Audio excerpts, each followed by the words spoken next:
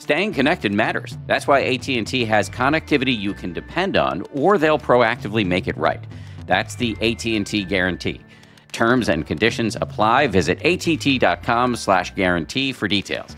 AT&T. Connecting changes everything.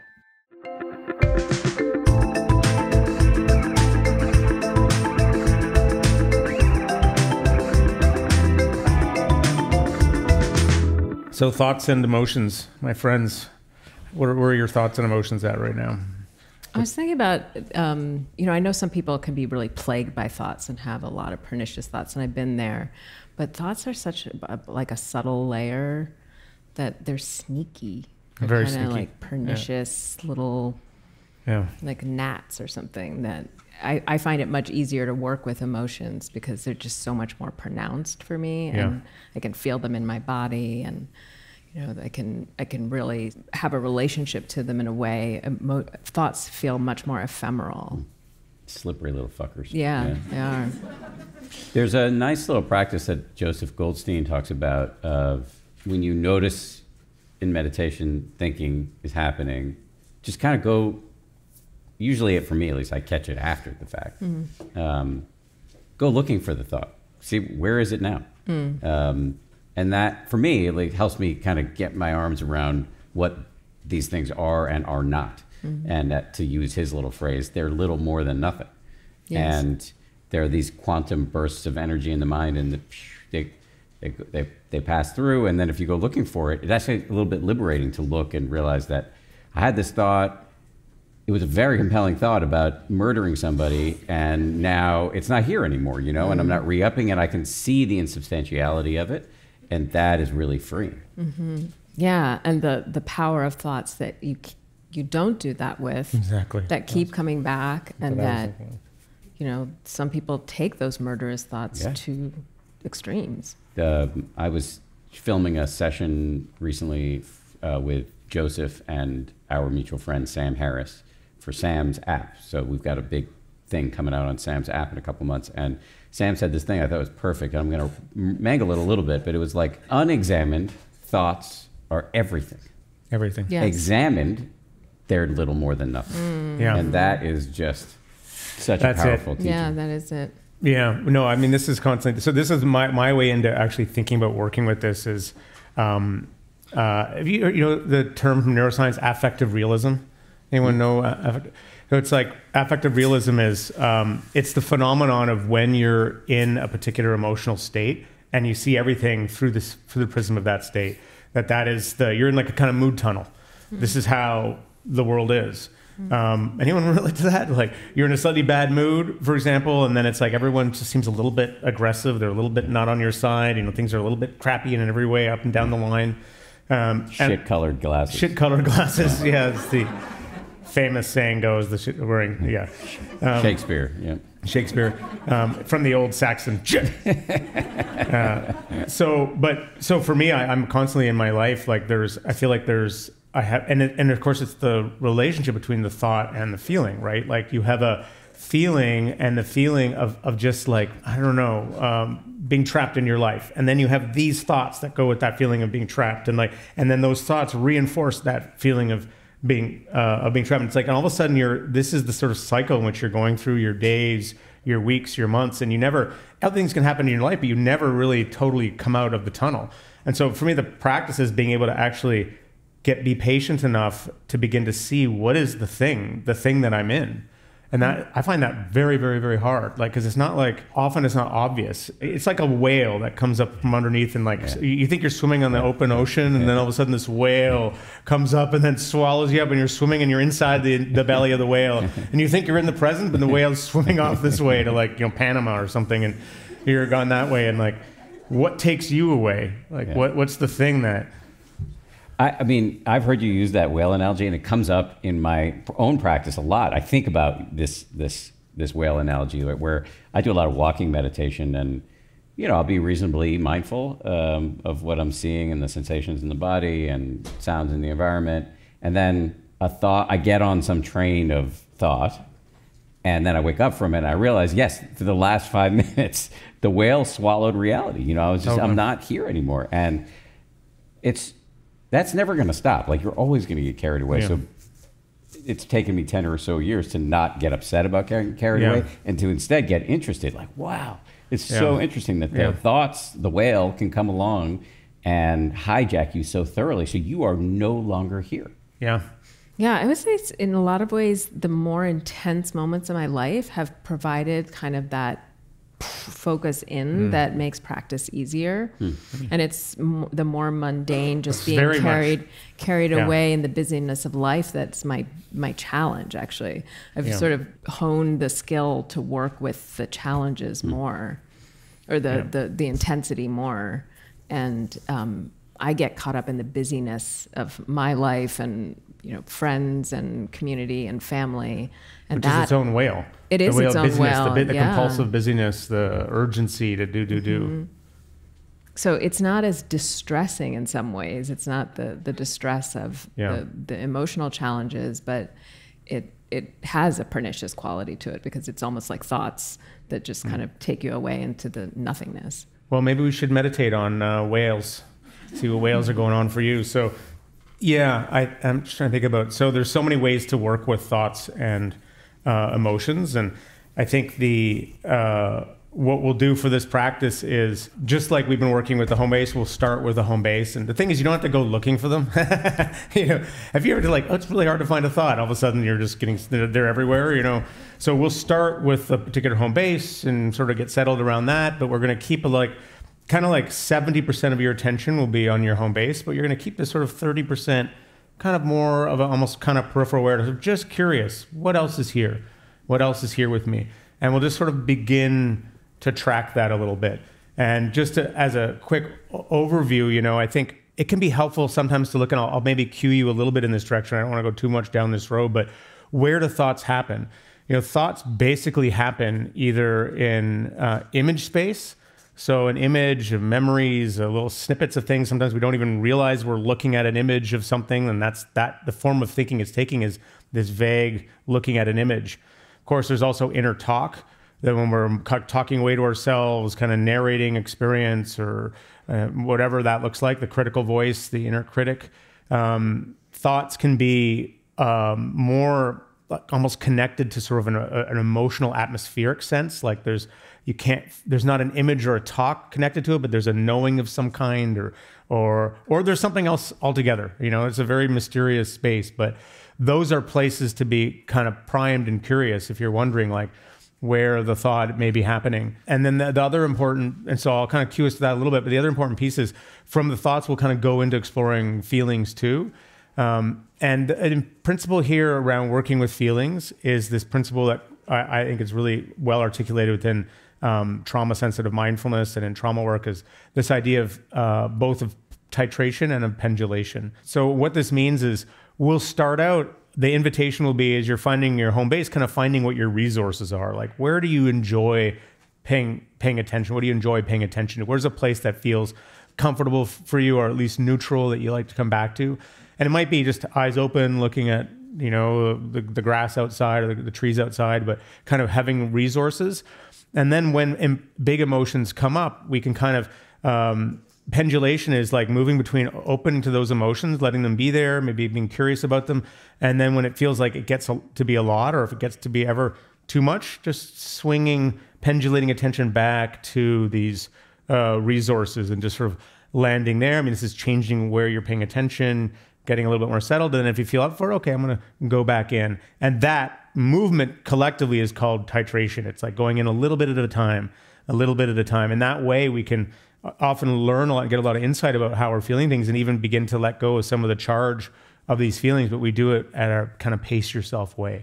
So I wanted to offer that framing at the beginning. I'll point to it a little bit too in the guidance, but just in case you get into experience where it feels like there's a lot of feelings coming up, the way to take care of yourself in that is, you know, a few breaths. You could open your eyes or connect to some resource, something that feels settling and grounding, and then you can decide if you want to kind of go back into that. All right, friends, so let's do this meditation, and we'll see you on the other side.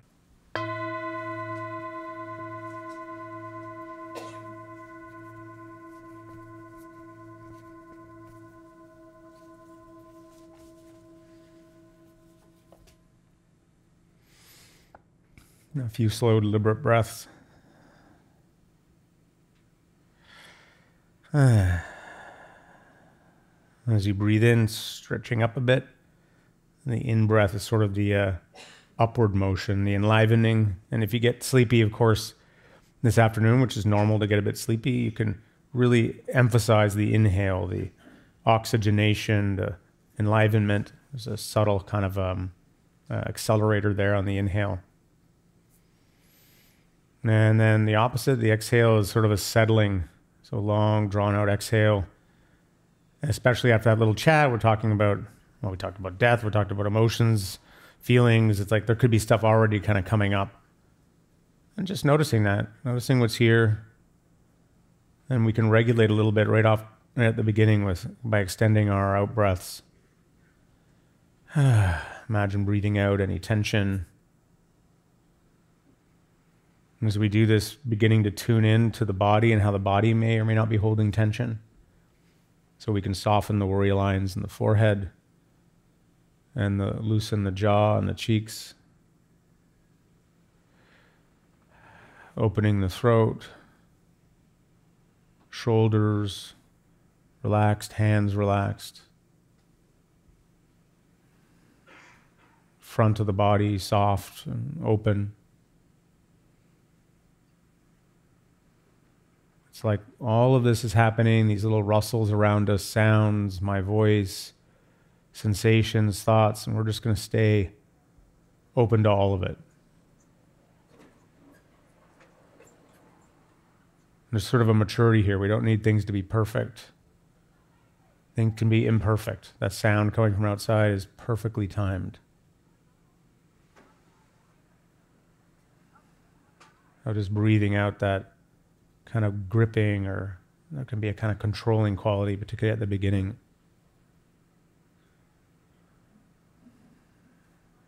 So we're going to start here for a few minutes with a home base. We explored a bunch of different options, and my encouragement is to work with one that feels pretty straightforward for you, that's available, that's interesting, but also comforting or settling or at least neutral.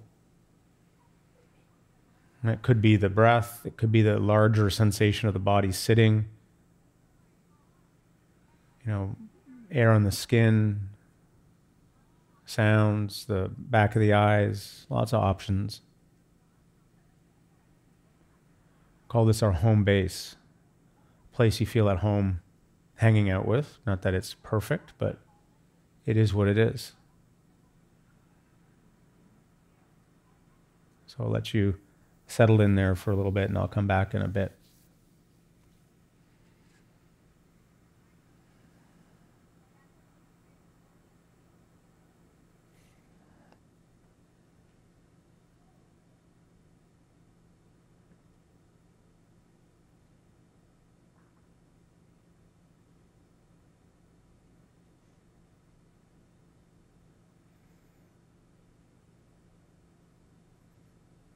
And we're choosing a home base and then sinking into it a little. Kind of how into it can you get, into the sensation or the sound. Not uptight about the fact that your mind will wander off. You just bring it back, recommit. And we also explored earlier like how tight or loose you want to pay attention. What's the right place for you? Maybe you want to be a little more kind of vigilant and aware, or maybe a little more lazy and leisurely.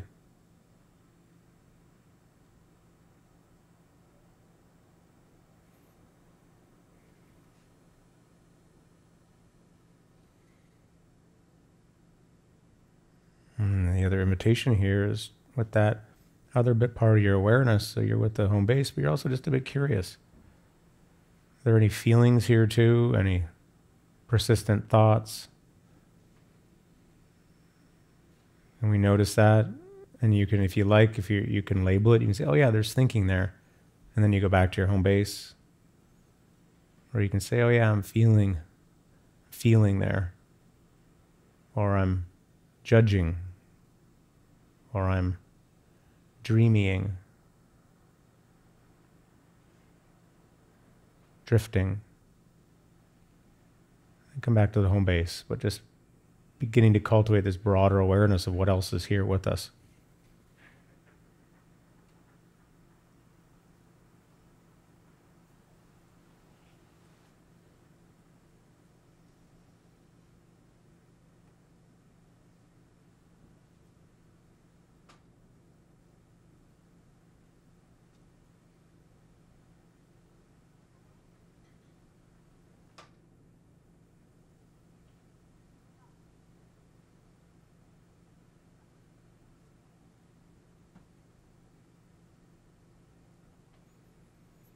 So thoughts can be really sneaky.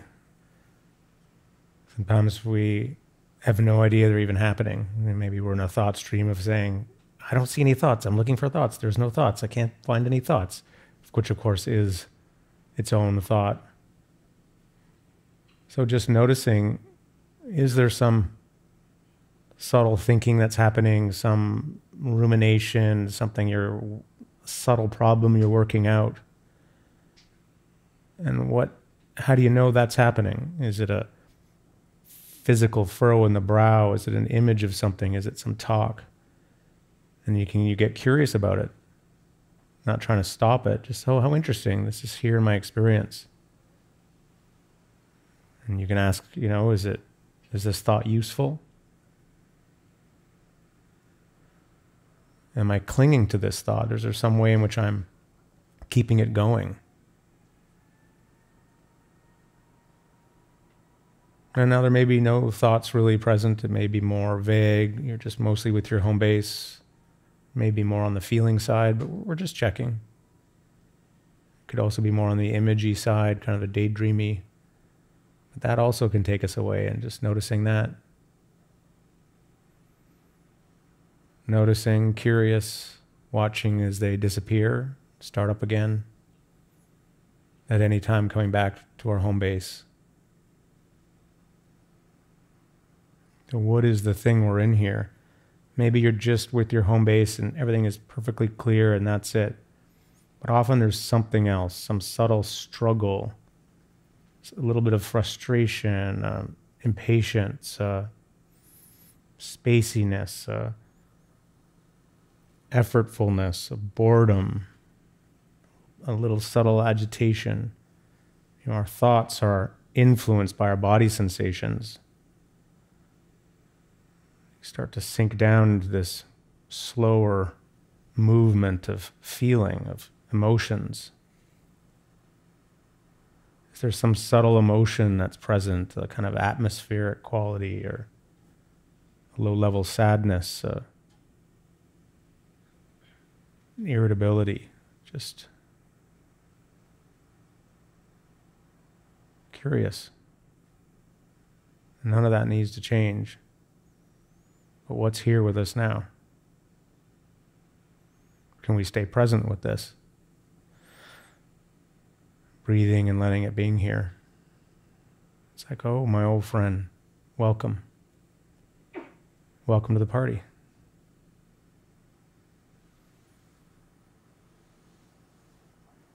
So it's good clarity noticing this. It may be just the home base. You're still with the breath. Yeah, you drift, you come back, but mostly that's what's happening. Is there something else? If there's a feeling present or some atmosphere, and sometimes just the invitation to look kind of gives ourselves somehow permission to feel something starts to come up. If that's happening, often through the midline of the body, in the throat, the chest, the belly, around the mouth, the eyes, we can kind of begin to track it. We can recognize it's happening and invite it in, welcome it, feel its edges, have a kind of caring attitude to what's happening in our bodies, in our feeling space. And that principle of pendulation, and if it ever spikes or gets really big and it feels like, oh boy, I'm not sure I want to be with this right now, we can swing attention over to maybe the feeling of the breath or the sense of your contact of your feet on the ground, or sounds. Be sending attention out of the body. There's more space. And then we can swing back in. So at any time, that's a little investigation that's possible. Otherwise, we stay with our home base because we don't need there to be feelings. We don't need reality to be any different than it is. Good, so we're just sitting here, patient, right in the middle. Simple home base, the rise and fall of sensation or sound. Right here. And from this place, we may notice other things, feelings and thoughts. We can incline the mind towards this welcoming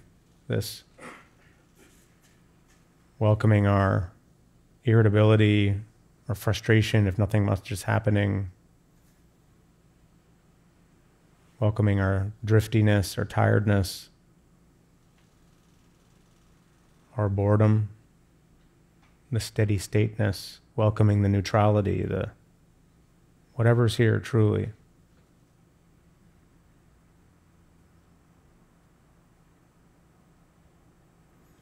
And really, what is here right now? A little bit on your home base, a little bit distracted. Distracted by what? All we're trying to do is just notice what we're in, what's present.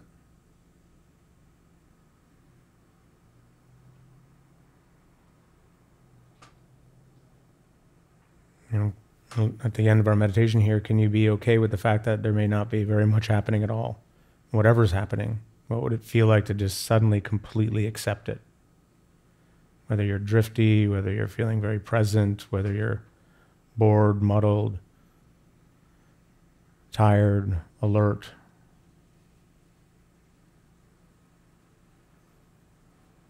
This is exactly where you are.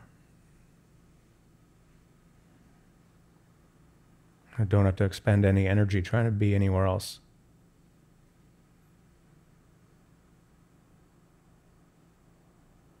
Truly.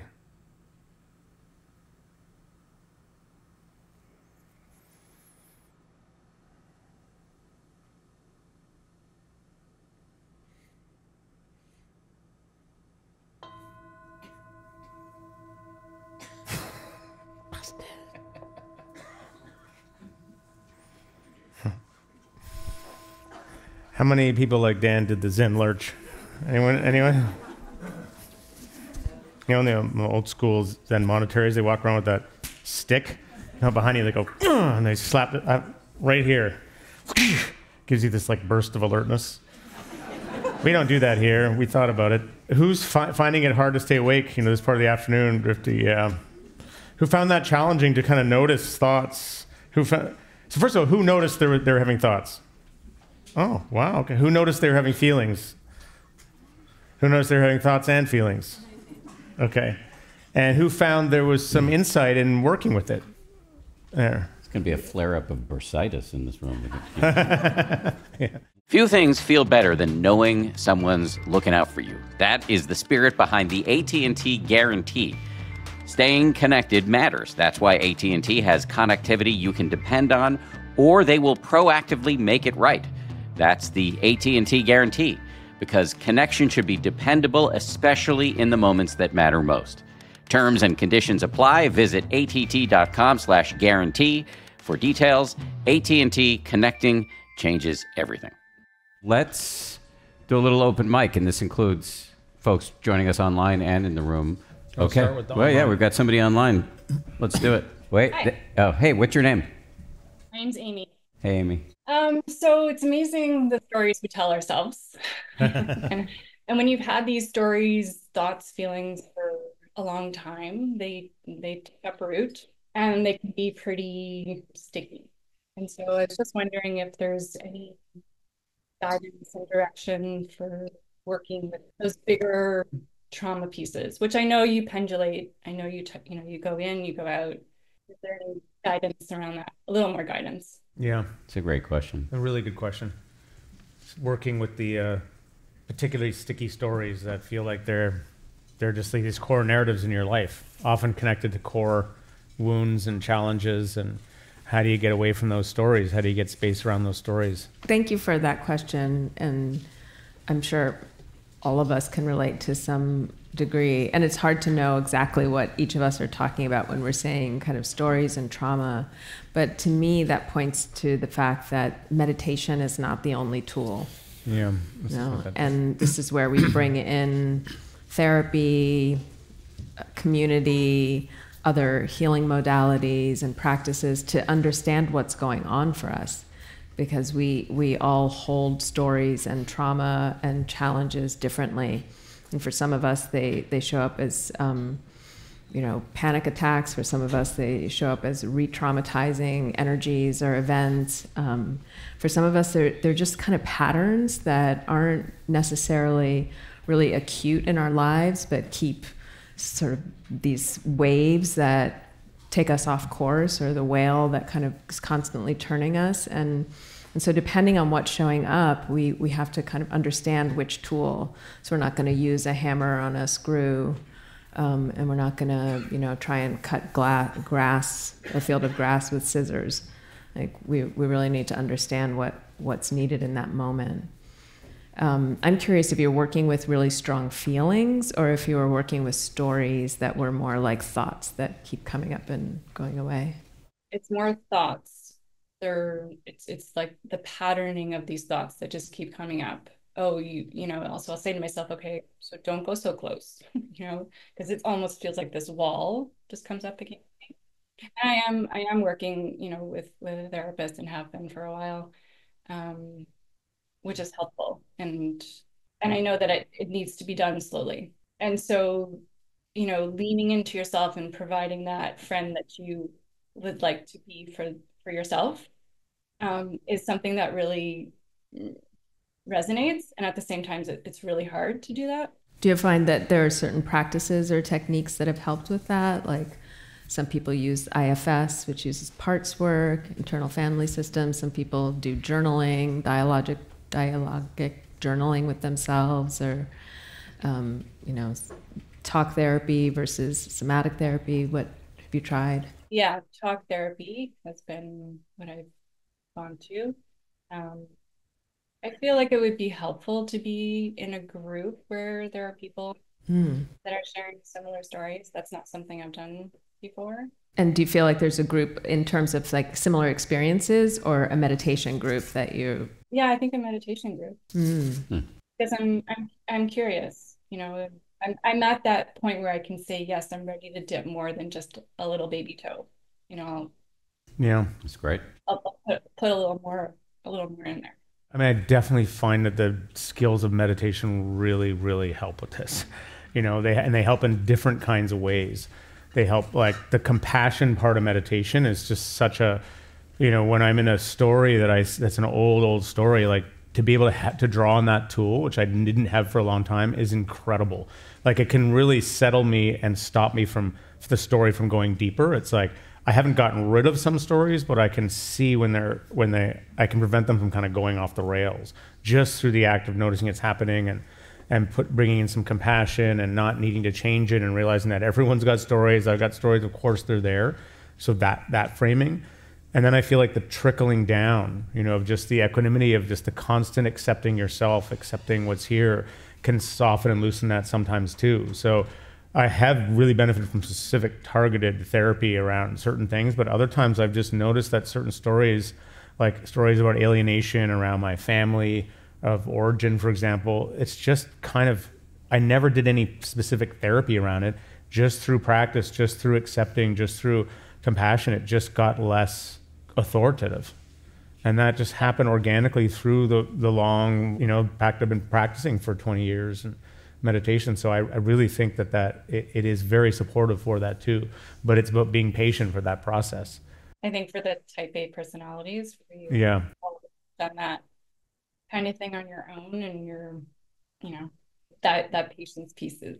It's hard. You said it too, like chatting, having people to talk about it with, like community. That's one of the things I find so great about, oh my gosh, you realize everyone's got their story, everyone's got their thing. And it's like, I get so isolated as a parent, imagining that my kids, our problems are, no one's ever had the problem of challenging toddlers before. I'm a pioneer in this problem. And then I look around and talk to some parent friends, and I'm like, oh, you're a much worse parent than me, thank God.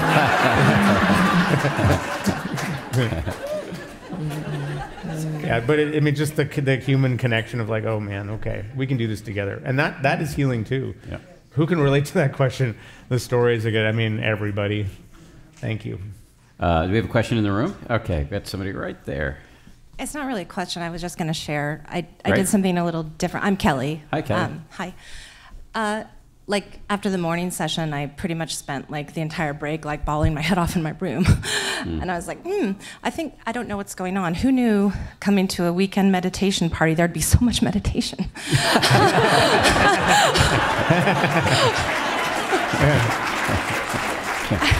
Wait, is this you guys telling us to change our programming? I mean, I thought I was doing pretty well over the past few years, but like, wow, this is a lot of meditation. Yeah.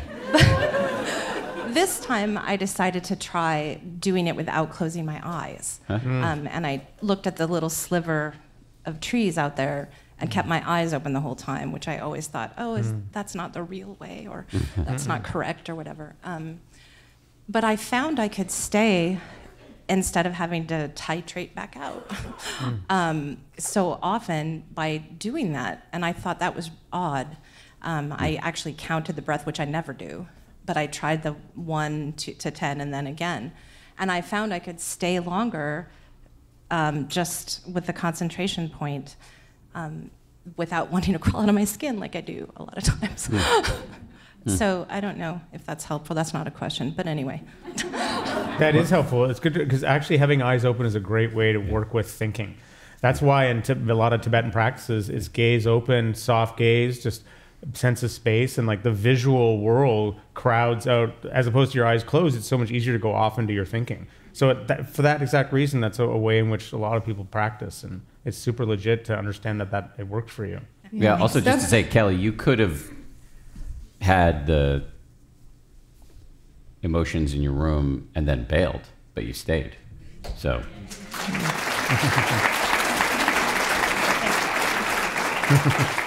I just want to say that's also why walking practice and standing practice can be helpful too. You know, we have this idea that practice has to be full lotus, eyes closed, you know, perfectly still, and that's really just that's a made up idea, and it's not the truth.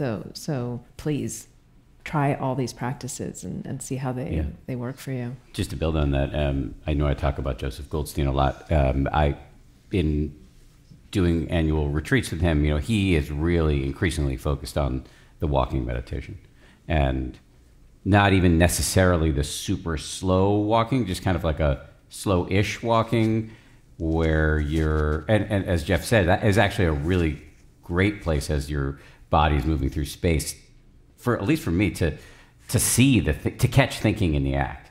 So yeah, play with all this stuff and keep coming back.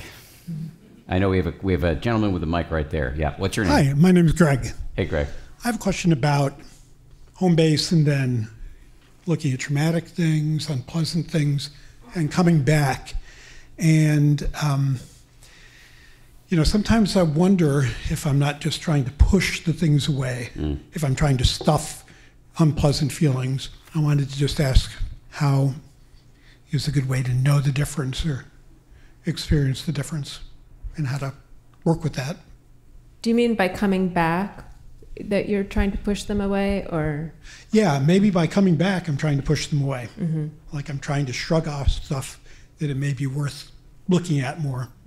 So I offer the going back for when it gets challenging. You know, if there's a lot of emotion coming up and it's like, oh gosh, I need to, like, whew, then it's like, that's the time. It's like, okay, maybe I'll just move over to here. And that might be, you're not trying to wash it down. It's more like you're just shifting your real estate of your attention over to this other thing, trying to let yourself sink into that a little bit. Like, and then when you're feeling a little bit more resource coming back, if it's coming up, but if it's manageable, then it's just you're right. How do you know the movement of what it feels like? I mean, I always say welcome. It's like, welcome to the party, welcoming it, like welcome, like as if Lily has a great saying with her when she gets bummed out, depressed. She's like, welcome, queen, my queen, come. Can I make you a space here in this lounge? Lay down, make yourself at home. Like this, really inviting, like really, and inviting by being curious, like no, like what are you? Where is it? Where is the sensation? Like where is it? How's it changing? Like really kind of investigating, and the act of investigating is a kind of allowing of it. So there's a quality of kind of turning towards, and often it will expand. It can be like a thing where it expands and then kind of goes down again. And I'm aware of your point, like, you know, there is a subtlety there, and sometimes we think, oh, I'm opening to this thing that I really hate. You're like, oh, here I am, irritation. I'm so open to you. I love you, irritation, you crappy little irritation thing. I really love you, pain. Like, I really want to welcome you into this pain, which has been plaguing me for months. Come on, pain. I love you, plaguing me for months, pain. So we're like, in other words, we're a little bit resisting what's here, and we're not really we're not really welcoming it. And then we get into this whole fight with it. So that's that's kind of the practice, is like noticing, like being curious about exactly that line. Like, where is that line for me? And am I doing this? And this might be a good opportunity to hand it over to Sebene, who have something else to say. Well, it points to what we wanted to talk about now, which was the hindrances. Yeah. So they're considered to be 5 hindrances, right? Craving, aversion, restlessness, sloth, sleepiness, and doubt. And so we can have like a multiple hindrance attack and use all of them to try and manage and control our situation. So yeah, we could have what Jeff was describing, sort of like, I love you, I hate you, I love you, I hate you. Or we could be thinking that we're being sneaky, like, I'll love you so you'll go away. You know, I'll be with this back pain so it'll stop. And so it's about understanding our own system and seeing what kind of tension or reactivity is there and softening that. So it's not about managing it or controlling it or bringing any more tightness to it, but really softening and seeing how much we can let things be and really allow. And so slowing down helps a lot. You know, this idea of like, oh, something's up, I'm not with it, let's go back to the breath, let's go back to home base. If there's any sort of reactivity, quickness happening, if I can just slow things down and be, as Jeff was saying earlier, get a little closer to what's happening, become even a little more intimate with it. You know, if it's not excruciatingly painful, physically or emotionally, can I just be with this? Can I be with it a little longer? Can I allow this? So bringing that kindness, I sometimes use 2 phrases, what's happening right now, and can I allow this? What's happening right now? Oh, okay, there's fear. Can I allow it? Can I have a little bit more space? So that ease, as Martin Luther King Jr. said, peace is not the destination, peace is the way. So bringing that peacefulness, that allowing attitude to exactly what we're looking at is the practice. I don't know if I said this. Oh, no, I said it to you, Jeff, that many, many years ago, I noticed that creative and reactive are the same word. The C just moves. And I was like, oh, what's the C? And there's so many C words, you know, connection, calm, consciousness, clarity, compassion. We're kind of employing all of those, courage. But I never noticed until the ride up here that the R moves. You know, I hadn't thought of it that way. And the R, it's not like reactivity at the front. It's really relaxed, you know, and receptive. So that's really the move we're making. Instead of this reactive, like, let me fix it, let me do something, it's this relaxing, sitting back and allowing what's happening, and then making the choice to bring our attention back to home base or stay with whatever is difficult from that place that's less speedy and sort of amped up, you know, with vigilance. Just to say, embedded in your question is a lot of mindfulness, that you're even aware that you may be threading aversion into your alleged mindfulness. That is a lot of interest, the opposite of delusion. So I think you deserve more credit than you might be giving yourself. The side of the room. We have somebody over here. Yeah. I guess I would just like you to comment on what I'm going to share, that I was very curious about. I was sharing with Jeff at the break that this morning I had and yesterday, a lot of the message of I'm not good enough and tears and a lot of crap. And then this afternoon, Sebene talked about labeling, and I had a beautiful meditation. I didn't have any of that. In fact, I had memories of 2 beloved people one in 1995 and 2015, both died in my arms. I had no pain. I had no tears. I wasn't avoiding it either. I was with it. I was, and so what I'm curious about is the juxtaposition between this morning and this afternoon. One of my people outside wondered if it was because we had meditated a long time this morning. But like, how can I conjure that up? Because I would rather have this afternoon.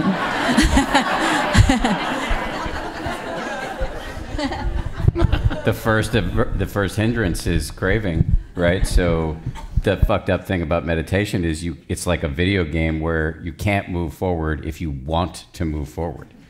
So you have to be in this open receptive mode. Yeah. And so, you can be in bliss, and then you could be, as my friend Sam says, on the top of Mount Shame within an afternoon. And I think the only sane way to view it is they're all just passing mind states. You know, it's meteorology. It's not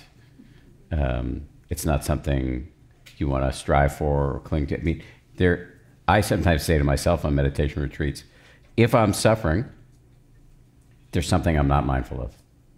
And if you can be mindful of even the shitty morning sit and all the stories, there's actually not much pain in it. I don't know, where did I go wrong in that? No, it's awesome. I was just thinking that, progress in meditation it's very mysterious. It's kind of non-linear. It's like 2 steps forward, 1 step back, 3 steps to the side, and then this weird detour over here, and then something, it's like watching the Northern Lights, the way they move. But having said that, there is a tendency over time for more healing. And I feel like you're touching on that experience is something that is a core, very important part of why we practice, and there's different words for it. And sometimes in the contemplative scene, they talk about purification, which always sounds kind of creepy and religious to me, like whoosh, involves like chains or something, but it's real. It's and it has to do with the equanimity. My teacher used to talk about having a complete experience. If you could have a complete experience with something, so an experience of deep sadness, an experience of your breath, but you're present, you're settled, you're concentrated, you're clear, and you're fully equanimous with it. Then it's like the neurons fire, but they don't wire. Like there's no buildup. There's in fact the opposite. Like not only do you not create a new reactivity around it, you start to like metabolize old patterns, and there's a sense of things clearing out, and all of a sudden there's this real sense of kind of peace or sacredness, or this big open intimate space that allows us to be with more and more. And that is the direction that practice takes us. That's very real. So that's and it's just that it can't be bottled on and chugged on command. You don't get a choice in when those experiences are happening but practice makes you, it's like the old adage, like and awakening is always an accident, but meditation makes you accident prone. The more you practice, the more those things are part. I have those experiences quite often. And can I just say, again, it's our relationship to what's happening. So the emotions can be arising. Yeah. The grief is not bad. Grief is a sign that we've loved, you know? Definitely. And so you can go to a wake or sit Shiva, or in Amharic we call it Lakso, and have these amazing experiences of deep, deep sadness and then deep joy because everybody's telling jokes about the dead person, you know? And it's amazing to have that kind of like extremes in not even an afternoon, in the space of 10 minutes. And it's the breadth of human experience, and all of it is human. But our relationship to it is, we can make it problematic. And the hindrances, I love what you said, Dan, like if you're suffering, then you're not mindful.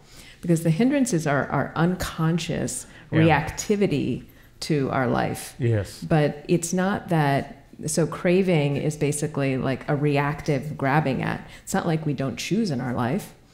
We choose things. We choose them consciously and creatively without reactivity. Aversion is an unconscious, like turning away from something. But we can turn away from things in our lives, like consciously and creatively. So all of the hindrances, have their intelligence to them. Doubt has skepticism. We can be discerning without just like dismissing everything that we don't understand or don't like.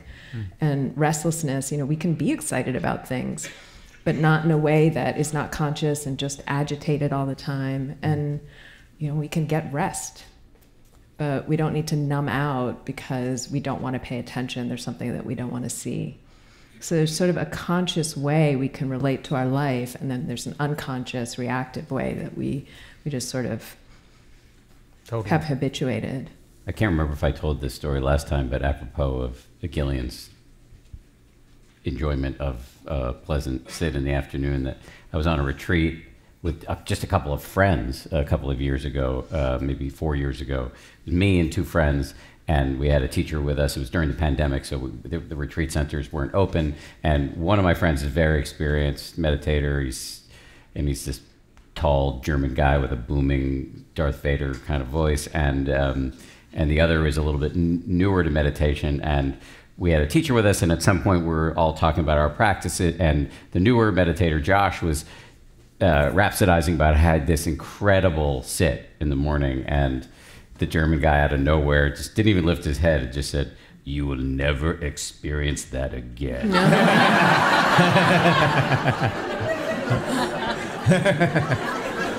But you might. It's a verbal version of slamming somebody with a stick. We have a question online. Let's go there. Hi guys, I'm Ben.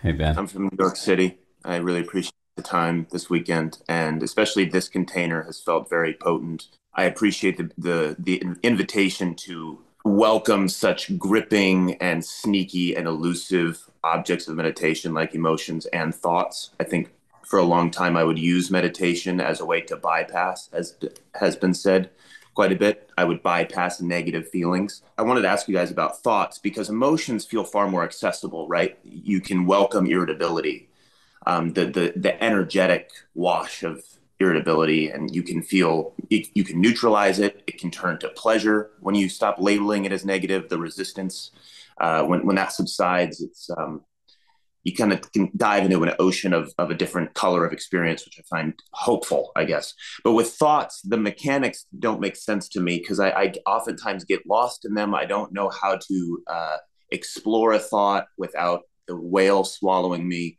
I don't know how to explore a thought without just another thought. And then you're in that fun house. And I was just curious how I can certainly bypass my thoughts with the practice, but I was curious how you use it to actually explore them. We were talking about this, Jeff and I, as I mentioned before, I find it hard to work with thoughts in a way, exactly as you described, Ben, and that was really eloquent the way you laid that out. And so I often just kind of label them and drop them, if it's possible, if they're not pernicious, kind of returning things, but then they're usually attached to an emotion or something that's bubbling up. And so I just ask, is this useful? Like I'm here again.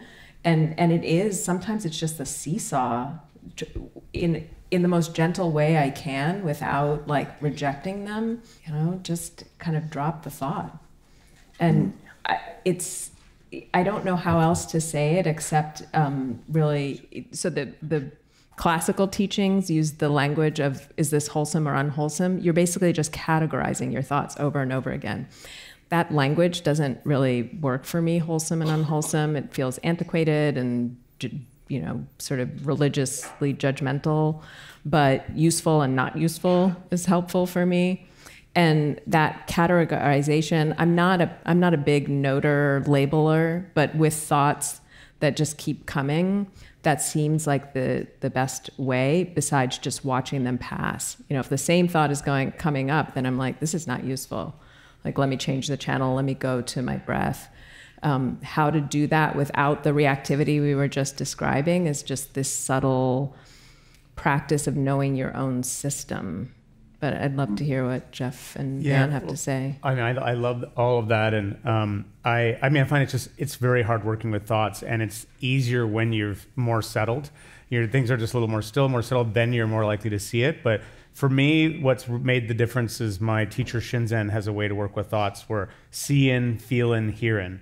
it's very specific and very targeted. And you literally start by, and often I teach this, start by, closing your eyes and like visualizing a teddy bear. Like, where do you see? You can try this all right now. Let's close our eyes for a moment and like visualize a teddy bear. Like, where do you, quote, see the teddy bear? Is there a teddy bear more on the right side of your visual space, more on the left, the center?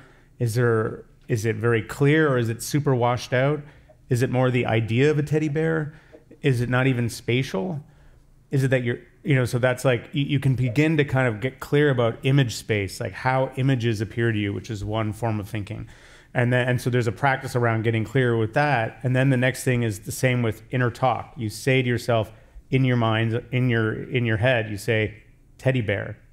You can try it right now. This sounds ridiculous. You close your eyes. You say, don't just say it, yell teddy bear inside your own head. There, wherever you heard teddy bear is at least one place. Try it again, where you hear a thought. And so often in that exact space, there is talking you don't even realize is there until you tune into the frequency. It's not just there, other places too. But you can actually, and then feel is just sort of like a emotional body sensation. And so those three are constantly pinging off each other. They're in relationship, going around, and they're responding, they're reactive, they're responding to sounds and things happening in the world. And so you can close your eyes and you could track image, talk, feel, and just track that. And you can I've developed so much clarity around my thinking process through that. So that's a specific way in. It's not a traditional it's a more good example of a more contemporary technique from a really ingenious Buddhist teacher. And so that would be another suggestion. And Dan, you said something earlier about how to kind of just... Yeah, well, there's a trio of things that came to mind from Joseph. I'll continue to steal from him. One is, just as I said earlier, just this move of just investigating what is a thought. You had the thought, you're now awake, and so you have this decision, which of course is a little bit thought-based, so it's sticky, but to look for that last thought. And there's nothing to find. And it's again another case of in the not finding is the finding. Two other little Joseph-isms that are helpful for me, at least, and you should just play with it and see what works for you, is one is, especially with repetitive, intrusive thoughts, dead end. Mm. And it doesn't, you really want to make sure it's not coming from a hostile place, but just like, it's a version of, is this useful? Mm-hmm. Dead end. And then another is up and out. Up and out. Just, I don't need to get entangled with this. It's up and out. Our job is to make a menu for you, and then you can pick what you want to order. Oh, that's very helpful. Thank you. Thank you, Ben. Thank you. Few things feel better than knowing someone's looking out for you. That is the spirit behind the AT&T Guarantee. Staying connected matters. That's why AT&T has connectivity you can depend on, or they will proactively make it right. That's the AT&T Guarantee, because connection should be dependable, especially in the moments that matter most. Terms and conditions apply. Visit att.com/guarantee for details. AT&T, connecting changes everything. So we should shift gears now. Because we have a special guest we're going to introduce. Yes, we want to bring up Aaron Schultz. Hey, Aaron, welcome. Hey, buddy. This is for you. Good to see you. So I don't know how many of you saw that Aaron got added to this party. He's a longtime friend of mine. I've known him for about 12 years. 13 years, yeah. And deep Dharma practitioner. That's how I met him. When I met him, he was doing deep jhana studies, concentration practice. He's been a devoted student of devotional practices. He's a devotee of GuanYin, the Bodhisattva of compassion, has done multiple pilgrimages to Taiwan, China, Nepal, India. So just a really, really deep practitioner. But in his day life, in his day job, he is one of the most kind of popular and active DJs in Brooklyn, and also the co-owner of 2 record labels, legendary record labels, Bastard Jazz and Wonder Wheel, and plays a really incredible eclectic variety of music, funk, jazz, acid, jazz, house, soul, R&B, world music. He's the producer of one of my favorite bands, Alsara and the Nubatones, which he took me to go see live. And yeah, we're just really, really honored and delighted to have him here. Thank you for being here. And yeah, thank you. He's also, for this party and the last party, lent us some of his music. So the music that you hear in between sessions is all from Aaron's 2 record labels. So, yeah. Thanks so much for having me. I'm so happy to be here with you, Seb, and Dan, and Jeff. Yeah, thank you. It's a pleasure.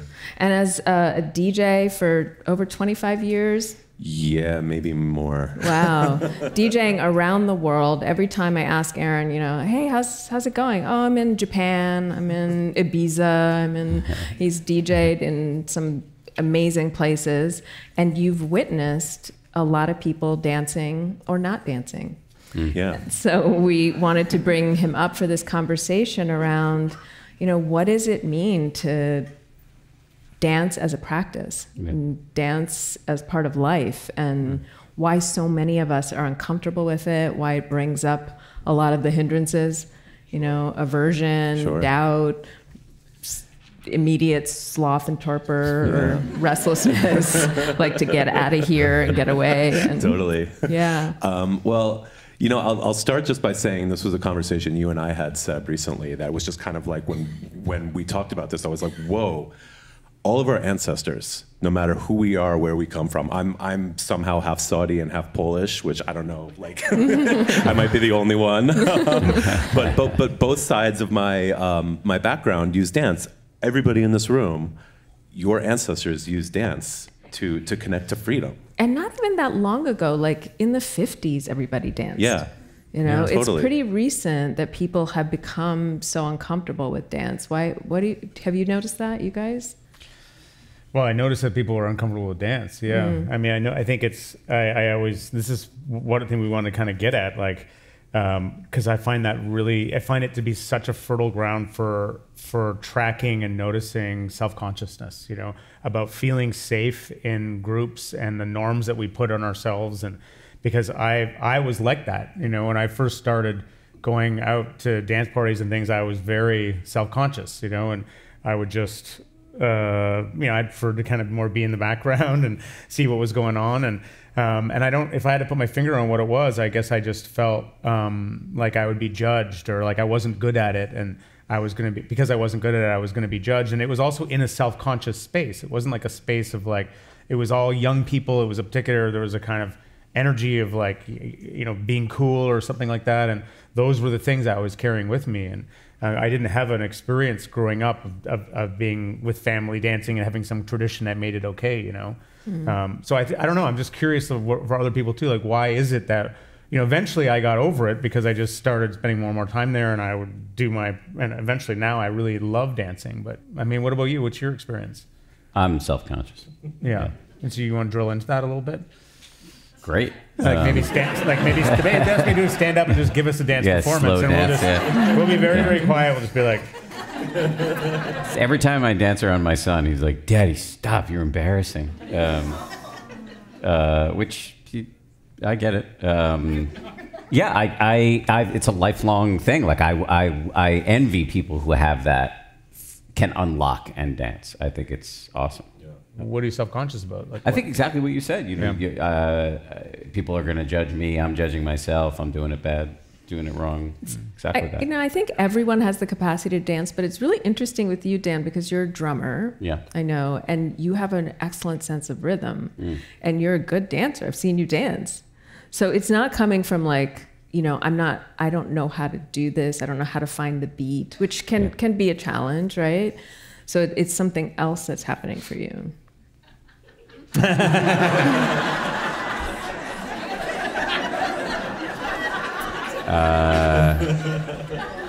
Is it you're afraid to unleash your raw masculinity on the world? Is it too powerful? Right. So masculine, I can't even take a pill. That's virility. Maybe there's stuff around really getting the roll the mask of Anchorman in my molecules in some way. That's 30 years of doing that. Eyes on you, kind of. I think there's probably some of that. But I've played drums and around people and been totally comfortable. I feel a mastery of that. Like, not that I'm that good, but like I've been doing it since I was 10, and so I really do feel like I know what I'm doing. Dancing, I don't do that often. Aaron, what have you noticed, like, also culturally, because you DJ in so many different cultures and spaces, and probably not Saudi Arabia. No. Yeah. Although the Saudi Arabia thing is happening, but I'm not participating in it. Oh, yeah. One of the things that I was just going to point out is, so many of us have such inhibitions to dance. Like, we're so self-conscious. We think the whole room is watching us. Yeah. But we can actually pay attention when we're on the dance floor, and we can use our practice to really be in that moment. And what are we paying attention to when we're on the dance floor? Are we looking at everybody else and being like, they're a bad dancer? No, we're thinking that everybody else is looking at us. Exactly. So if we can kind of, my Dharma teacher, Guogu, he says this all the time. He says, your brain has never stepped 1 millimeter outside of your skull. So it's a great reminder that all of these inhibitions, all the self-consciousness that's going on, we're on the dance floor, that's just coming up because of causes and conditions inside our own minds. This is our minds that are creating this. This isn't how reality actually is. Totally. So we can notice that. Everyone ever listen to Calm? The app Calm? It's the other app. There's this app Happier. We're not going to talk about that app, but there's other app Calm. So I do the daily trip on Calm, and one of my favorite ones is this one, Slow Dance. And I got this idea from years of doing parties, like we'd merge meditation and dance parties. And what was happening very naturally is people were coming in, like myself, who were feeling very self-conscious around dance. And slow dance is an invitation basically to try to notice your own self-consciousness and actually dance with it. And so I want to kind of unpack what I meant by that, because it's something I think we might try to play around with tonight for those who are interested in exploring. When I say notice your self-consciousness, like, you can kind of do this right now. You can imagine, if you like, you can close your eyes for this for a second. And you can imagine that everyone is looking at you. So imagine, or not, maybe that's a little overwhelming. Just imagine like someone nearby is kind of looking at you. And what do you notice about your experience when that happens? What do you notice? Imagine somebody's looking at you, or you imagine yourself giving a public talk suddenly and everyone's looking at you. For me, there's a sudden sense of more fullness in my face. I feel my face more. I feel more sensation in my face, like flushed. I often have a visual of myself. If I think I'm being looked at, I'm actually looking at myself, imagining what I think they're seeing. I have sensation in my body, maybe a feeling of a little bit of excitability or nervousness in my chest, maybe. So you let that go for a second. I don't want to make people uncomfortable. But when I say dance with your own self-consciousness, what I mean is you can become aware of where in your experience you're experiencing self-consciousness. Where is it feeling around the face? Is it here? And you can actually begin to kind of like play with that. You can, because that's the locus of what's self-conscious, you can decide to kind of move around it and kind of play with it or notice it, or that's what I mean by kind of dance with it. And because what we're doing in a meditation practice is we're continually backing out of whatever tunnel or thing that we've collapsed into in order to find a bit more space. So there's a practice around moving with or dancing with the actual feeling of self-consciousness itself that is worth exploring, that I want to just kind of put out there, just in case that might happen tonight. But do you see what I mean? Is that you're able to connect to any of that? Like, absolutely. It's sort of like when you and there are other ways to make it okay. Like, so there's that way, but another way is just like you just go up there and act like an idiot, and you do it so fearlessly, and so that everyone else around you is suddenly feels like they have permission to do that yourself. Yeah. So what's the name for that? It's like the Jeff Warren method. Yeah, that's the Jeff Warren method. Like, basically, you create the bar so low that absolutely everyone is able to limbo, just step right over it. That's a service. Yeah, it really is. Yeah, absolutely. But it's a public service. It does something. It's like there's something about that in this teaching here about. There's something about that makes it okay, What, as a DJ, what have you noticed, like, helps that self-consciousness or... Other than that. I'm sure you've... substances, yeah. Okay, besides I got you right away. I just wanted you to know. All I had to say was But from your end, what are you doing exactly to... Well, I'm not a big talker when I DJ. That's not something I normally do. I will be doing a little bit tonight. But I think kind of just getting people into a groove. It helps when the lights are low. It helps when there's a smoke machine. It helps when people, have this kind of cloud around them that they think that nobody else is watching them. Right. So hopefully we can keep the lights low tonight. And I think just getting into a groove with the music and, people kind of dropping their inhibitions, and then for me, dance is freedom. It's an expression of freedom, right? And just to connect it to the Dharma, in the lineage I practice in, we believe that... What lineage is that? I practice in Chan. Chan, yeah, cool. which is the Chinese Zen. precursor to Zen. Oh, yeah. interesting. In the lineage I practice in, we believe that everybody is inherently free. There's nothing out there to get. You're already enlightened, and we meditate to uncover that. We meditate to get in touch with that. And for me, dance is an expression of that freedom that we all have inside of us. That dance is an expression of that Buddha nature, that freeness. I totally agree. And I've been thinking a lot about connecting dance and Dharma, so I'm yeah, that really kind of does it for me. It's totally fascinating to hear you talk about that connection. And I'm thinking a little bit about my wife, who she had gone through a tough period in her life and was just starting to she was leaving her job as a doctor and had gone through some tough family stuff and was just trying to get into some version of self-care. I don't love that term, and I dragged her one day to Soul Cycle, which is, you can say what you want about Soul Cycle, but what they do really well is turn the lights down. And she was in the back. I remember I was in the second row and she was like, I'm going in the back row, nobody can see me. And she had a big experience and started doing it every day, sometimes twice a day, until she blew out her knees. But that being in a dark space where you can't be judged, but you also have the freedom to move your body and to with cry music. And with music. Yeah. You've done it with you. Yeah. And so there's a lot here. Yeah, I mean, we've all heard the old adage, dance like no one's watching, right? But do we actually embody that when we're dancing? Do we actually kind of have that top of mind? And that's so important. And there's a movement out in the world right now called ecstatic dance. And it's just, and you all know this. Yeah, and it's just that. It's about being in a comfortable space and really dropping your inhibitions and allowing that freedom to flow through your movements. Totally. And that's a way to work with practice too. It's that's the kind of the externalized, expressive, cathartic side. The internal equivalent of welcoming your emotions and having equanimity and letting it pass is expressing your emotions, not acting them out on someone, but just letting it out, screaming for glee. That's the kind of release that you get through. But just also to say, we're talking about dancing, but we're also not talking about dancing.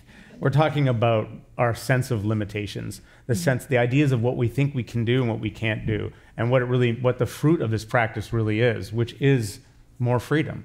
It is more liberation, more sense of possibility, and being able to move in more areas of our life, in more kinds of contexts, in more kinds of situations. So, I think that's really the story of what we're talking about here. And so I feel like dance is just one example or one place. Pushing yourself to come to a meditation retreat is pushing your limits, Pushing yourself to be in a conversation in a pod of three when that's not necessarily your jam is it's about exploring what it might be like to be in this new place and feel the edges of where that contraction is, and can I dance with that, to also acknowledge that it's not for everyone, just like nothing is compulsory, that this isn't either, and to be open to maybe coming in, even if you don't plan on dancing, because I think that we also haven't touched in the power of music and sound, which doesn't play a lot into this form of meditation, but is happening a lot out in the world, a bigger understanding of the power of sound, sound healing, sound meditations, and there's more and more research, a lot of scientific research on the healing power, the vibratory power of sound. And so just being in the field of this music, and I know Aaron plays amazing music,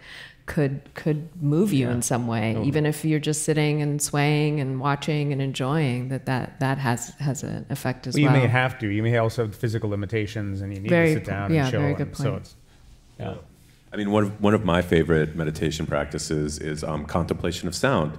And this is where you sit and you just listen without naming things. And that's entirely possible to do with music too, to not conceptualize what this music actually is, to just be with what's happening, just to listen, not name it, don't put a concept on it. Beautiful. It's music, it's the universal connector. Yeah. So that's what we're going to explore tonight. We are at 8 o'clock. We're going to have a mix of meditation and dance that you are invited to join us for. What about for the folks online? And for the folks online, we're going to offer a set list, right? Yeah, I made a Spotify playlist, and it's a rough outline of what I'm going to be playing tonight, so that Spotify playlist is available. And I'm not going to be going too obscure tonight. Like, I'm not going to be playing like crazy stuff that nobody knows. Like, we're going to have fun. It's going to be a good time. There'll be some Stevie Wonder. There's definitely going to be some Stevie Wonder. Awesome.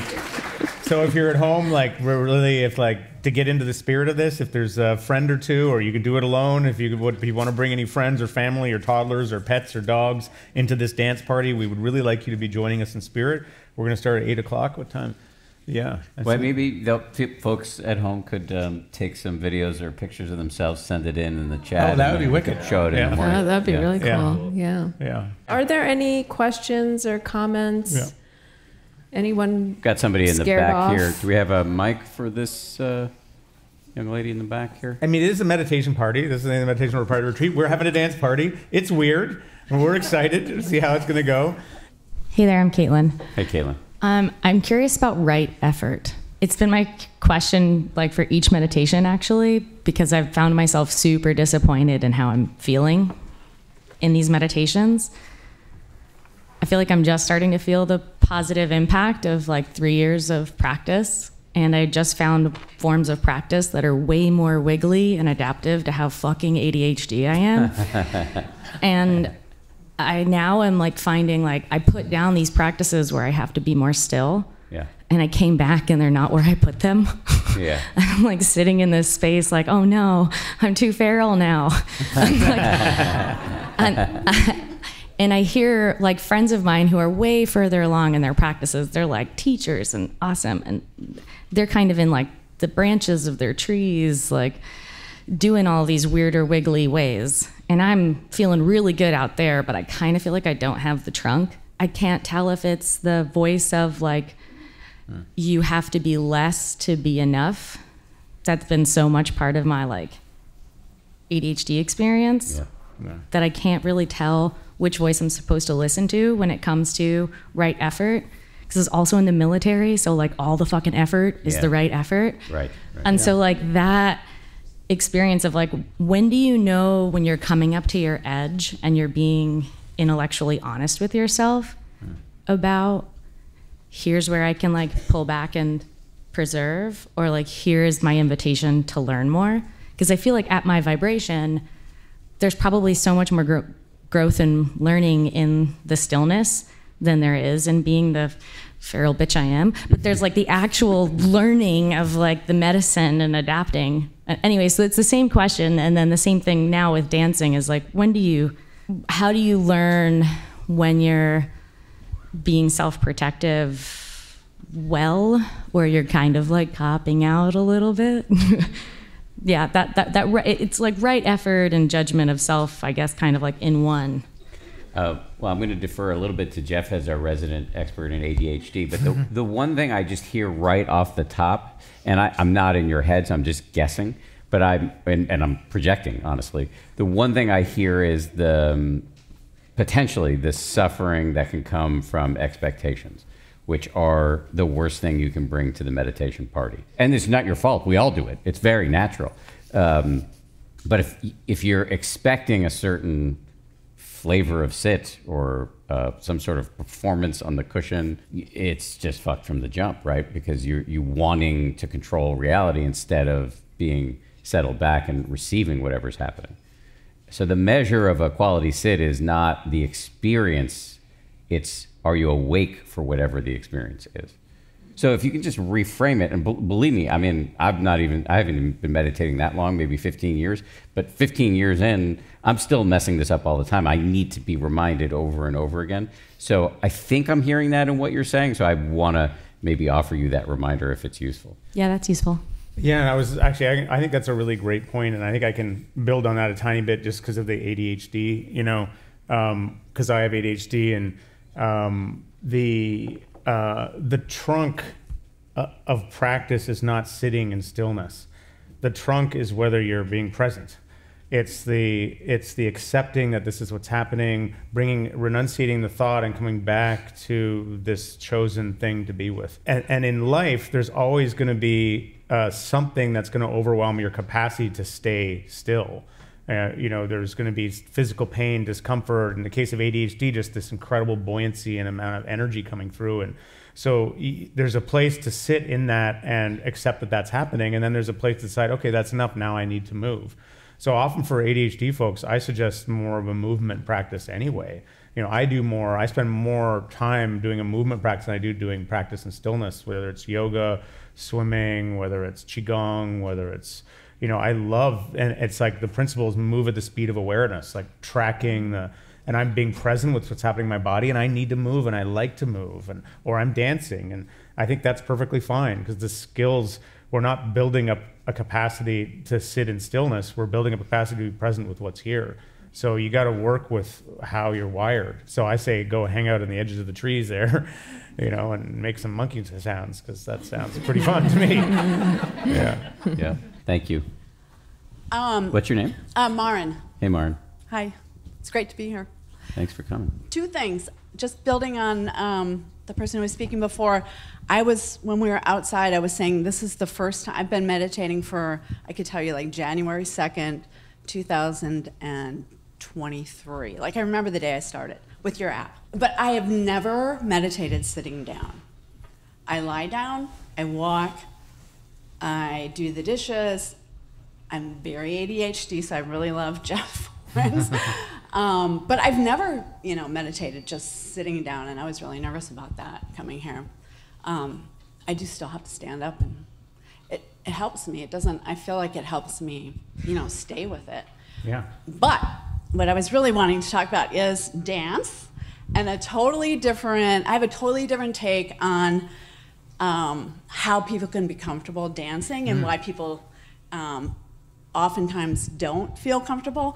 And I think it's the pressure of exactly what you guys are talking about, like you are expressing yourself, it's freedom, it's like these are very lofty ideas, but I think when we talk about all of our ancestors dance, and I'm just making this up now, but like they weren't doing free expression. I think they were learning the steps and the moves of their tradition. So it was really about like collective movement, right? And so you're not out there on your own going like, ooh, I got to come up with something original, you know, like I really got to express my own uniqueness, you know?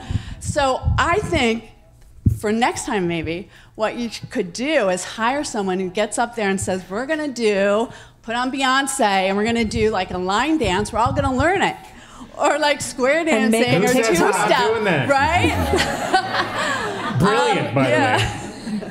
So anyway, that's my idea. All right. That's brilliant. That's such a good point. That is brilliant.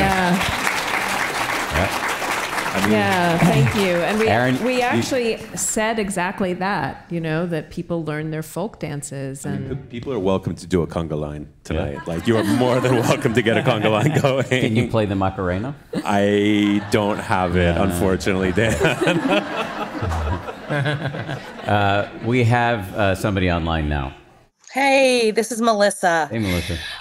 So I wanted to, this is something Dan, you referenced, and Jeff, you referenced earlier.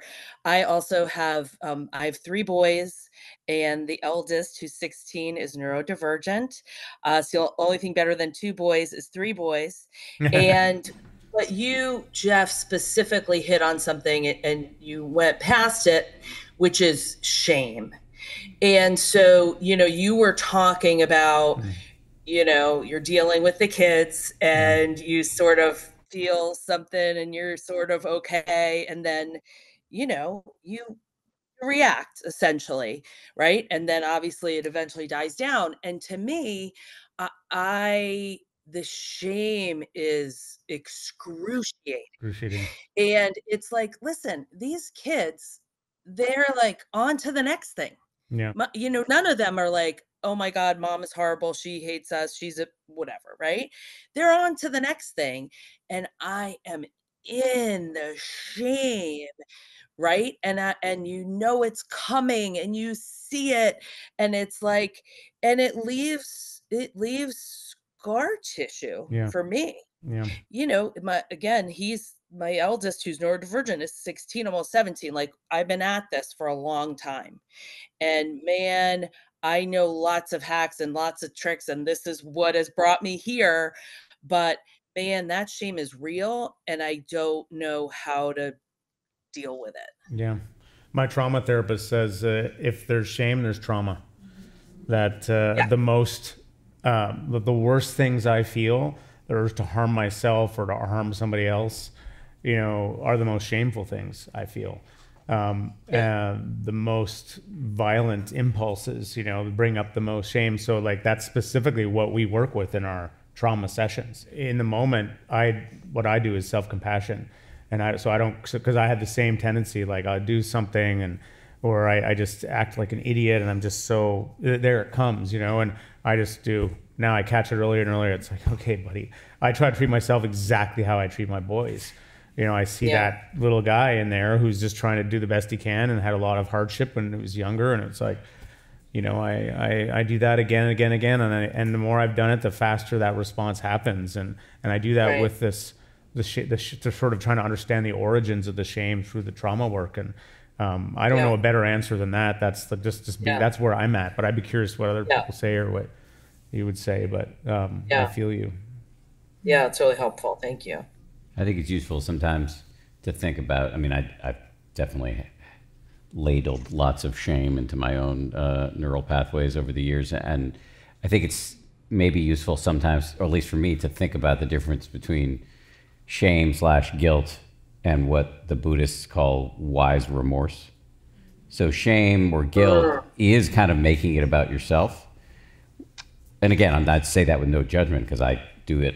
I've done plenty of that, and I'm sure we'll continue. But wise remorse is like, all right, looking at what maybe you did wrong and trying to make amends for it, trying to learn from it. But the shame is a kind of psychic constipation that just like nothing can happen. And so just, playing with that, seeing if you can move from one state to the other, and I think self-compassion is a great way to do that. Because self-compassion isn't like babying yourself and pretending you didn't make a mistake. It's recognizing you made a mistake, but you're not holistically horrible for having made that mistake. Yeah, they say like remorse is I did something terrible, and shame is I am terrible. Exactly. Yes. Shame is useless. Yeah. Right. Thank you so much. Shame is not true. There's never a time. There's never a case ever in which you are bad. You're not allowed to be who you are. Like that. You don't deserve to exist. Shame has nothing useful in it. I'm sorry. It's like, it's toxic. Like it's not like guilt where I did something wrong and okay, I can make amends and I know that. Shame is I am someone wrong fundamentally just by existing, so it's a great signal to work with because it's so, it's very persistent and it can be healed. Yeah. And the other piece of it, this is all really helpful, is modeling that self-compassion for my boys. Huge. Yes. Huge. Big time. I mean, literally my son just walked through. He's like, "You're doing a meditation retreat? What are you talking about for 6 hours?" And I was like, trust me, it is to your benefit that I'm doing this for 6 hours. Thank you all. Thank you. Great question. That was awesome. Thank you.